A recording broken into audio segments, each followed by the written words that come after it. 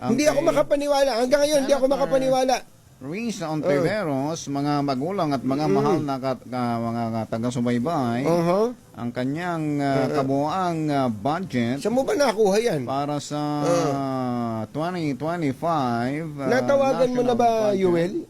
Natawagan mo na ba Ito. sa Ontiveros? 3 billion, 3.035 billion. 3 3.035. billion, 35 million, and then 800,000 to be exact. Yun ang insertion. Yun ang insertion. O yung, Kabuuan. yung amendment. Oo, yung Tapos insertion ang, or amendments. Tapos ang kanyang flood control insertion Ay nasa out of the more than 3 billion, 700, nasa 715 million. Ayun. Matanong ko lang pala, kaugnay ito, Senator Risa Ontiveros, totoo bang meron kayong insertion na 750 million sa inyong sa budget nitong taon na to? Hindi ako makapaniwala eh.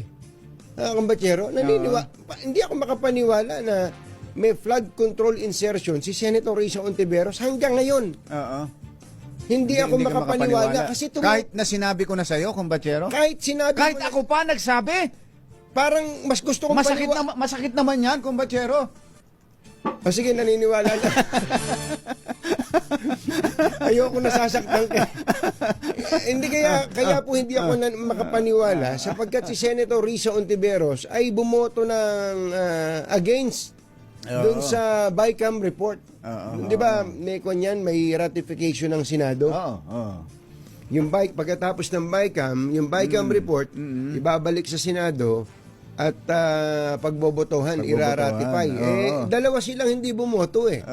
Si Senator Risa, saka si Senator Coco Pimentel, pareho silang dalawang opposition. nasa minority. Kaya hindi ako makapaniwala na meron siyang insertion. Baka ang Na flood control na flood control. Baka iniisip niya hindi ano lang to. Yun ang ceremonial function lang ng opposition. Ganon? Baka Parang ganon. ministerial sa parte ministerial. nila. Kaya lang, yun nga eh.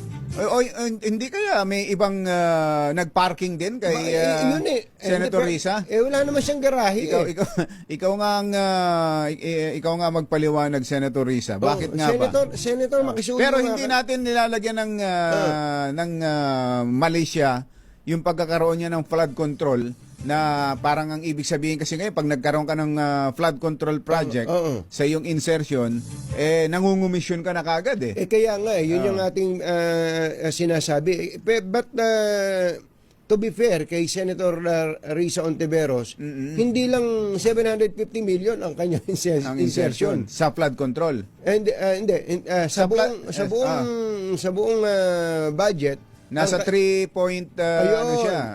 mahigit 3 billion, 3.01 billion. 1 billion, no? Tingnan ko na nga para Sige nga, ikaw na magsabi, Hindi ako makapaniwala. Hanggang ngayon, hindi ako makapaniwala.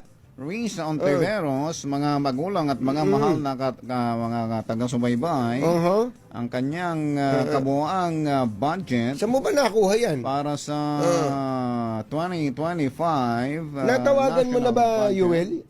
Natawagan mo na ba si Senator Risa Ontiveros? 3 billion, 3.035 billion. 3 3.035. billion, 35 million, and then 800,000 to be exact. Yun ang insertion. Yun ang insertion. O yung, Kabuuan. yung amendment. Oo, yung insertion or amendments. Tapos ang kanyang flood control insertion Ay nasa out of the more than 3 billion, 700, nasa 715 million.